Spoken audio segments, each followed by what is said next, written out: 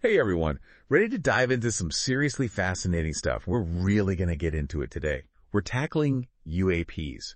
And I'm not just talking about some blurry lights in the sky.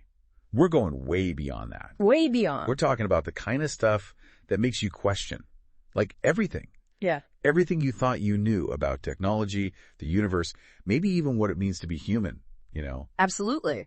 And to guide us through all of this, we're turning to Matthew Pines. Now, Pines isn't just your average UAP guy. No. This is someone who designed war games, analyzed national security risks for U.S. government. Yeah, he's got the real deal background. I mean, imagine having to strategize counter-drone defenses for D.C. Talk about high stakes. High stakes, yeah. Exactly.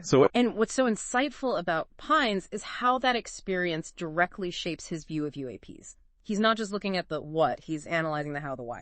From a government perspective. Right, he's got that insider knowledge.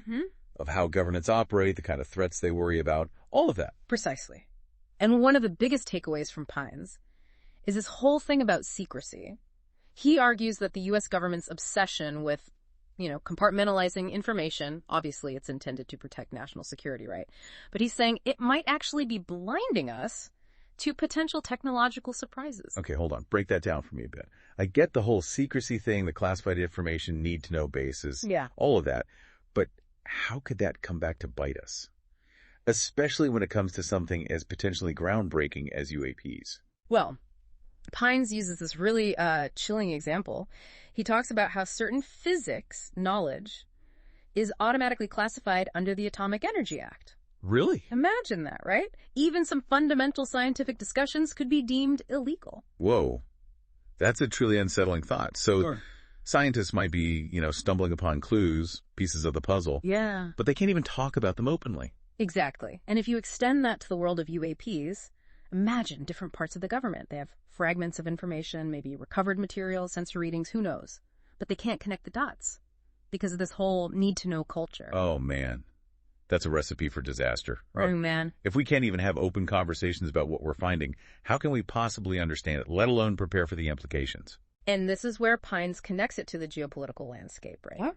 He argues that while we're stuck in our silos of secrecy, other nations, particularly China, might be racing ahead. Yeah. They've made it clear they're taking UAPs seriously. They're investing in research and development. Makes you wonder what they're finding. Yeah, he actually points to some very specific language in recent legislation about mitigating foreign technology surprise by understanding historical exotic technology antecedents. Like, he seems convinced that this means the U.S. has recovered materials. Oh, wow. And is keeping them under wraps. And that raises a critical question.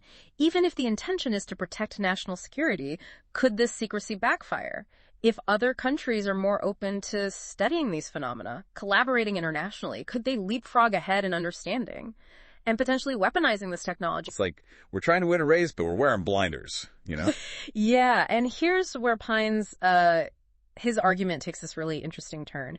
He suggests that even if we were, more open about sharing information, our current understanding of physics and technology, it's so limited that we might not even recognize truly advanced technology if we were looking right at it. What?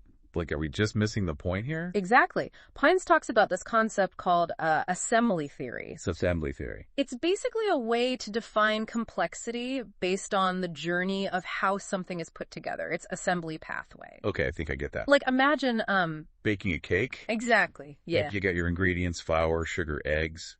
But it's the specific recipe, the order you do it in, how long you bake it for. That's what determines what you end up with. Exactly. Now imagine trying to understand that cake. If you'd never even seen an oven or a mixing bowl. Oh, okay. You might analyze the ingredients by themselves, but you'd totally miss how they all come together. To make something new. Right, something entirely new. So are we saying that a UAP could be like that cake? Something so complex, so different, that we wouldn't even know where to begin? Exactly. What if what we're looking at uses technology with assembly pathways so advanced, so different from anything we've ever seen, that we just, misinterpret completely? They have no frame of reference. Yeah, it might look like magic or some natural phenomenon, when really it's just really, really advanced engineering. Man, that is a lot to think about. I'm starting to see what you mean about rethinking our assumptions. And it goes even deeper. He brings up strong emergence. Okay, now you're losing me. Strong emergence, right. It's this idea that when you have systems that are incredibly complex, new laws of physics might, emerge. Laws that we can't even predict or understand right now with what we know. Give me an example. Strong emergence. What was it? Think about water. H2O, right. Hydrogen and oxygen. On their own, they're just, elements. But when they combine, they make something totally different. Water? Exactly. With its own properties and behaviors. Yeah. That you couldn't predict just by studying hydrogen or oxygen alone. Okay. So you've got these basic elements, right? But the way they interact, the way they're structured, that's where things get really interesting. So you're saying consciousness, intelligence, those could be like emergent properties. A possibility. Not just in our brains, but in other systems. And that's where things get really mind-blowing. If consciousness isn't limited to living things, how does that change how we see intelligence in the universe? Right. Like, what if we're encountering something that doesn't think the way we do? Or feel or experience reality the way we do?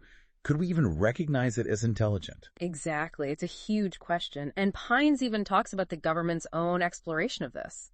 Like with remote viewing for intelligence gathering. Hold on, remote viewing? Like, are we talking about psychic spies and stuff? It sounds like a movie, right. But the fact that it was investigated, potentially still is, raises some really interesting questions. About what consciousness even is. Yeah. And what we might be missing. Exactly. I gotta say, this is a lot to wrap my head around. It's like we're trying to learn a new language, but we don't even know the alphabet yet. Maybe that's the point, right? Pines seems to be saying this whole encounter with the unknown, all these things that challenge how we see reality. It could be what pushes us to evolve, to expand our own consciousness. So it's not just about figuring out what UAPs are. It's about what they represent. Pines, even with his background, national security, all that, he brings us to this huge question. What's our purpose in all of this? In the universe? Wow, now we're getting deep. But seriously, how do we even begin to answer that? Well, he starts by acknowledging how much we don't know. Like if this is technology we're seeing, or maybe even intelligence. And it works in ways we're just starting to grasp. It points to a universe way bigger and stranger than we imagined. And in a universe like that, where do we even fit in? What's the point of it all? Pines has this interesting idea. He admits it's out there, but what if the universe has a purpose? Even if we don't get it yet.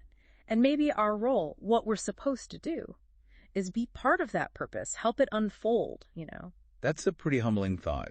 To think that even with everything we know, we're barely scratching the surface. And that's what makes it so exciting, right? Because if civilization's advanced enough to do what we're seeing, if they're still searching, still pushing the limits, maybe our job isn't to have all the answers. It's to keep asking the questions. Yeah, to be okay with the mystery. Never stop exploring, experimenting, questioning what we think we know. In a way, that's incredibly freeing, don't you think? It takes the pressure off, for sure. We don't need to know everything. Just be curious, wonder, keep digging for more. I have to say, I've never thought about UAPs like this. Or the universe, really. It changes your perspective, doesn't it? Absolutely. That's what deep thinking can do, challenging those old assumptions, connecting the dots, getting a glimpse of the bigger picture, and embracing that sense of wonder that's at the heart of it all. So where do we go from here? That's the beauty of it. It's your journey to create. Keep exploring, asking those questions, and who knows, maybe we'll get a little bit closer to understanding our place in all of this. I love that. And listeners, that's what we want you to do too. Keep diving deeper, share your thoughts with us. Let's figure this out together.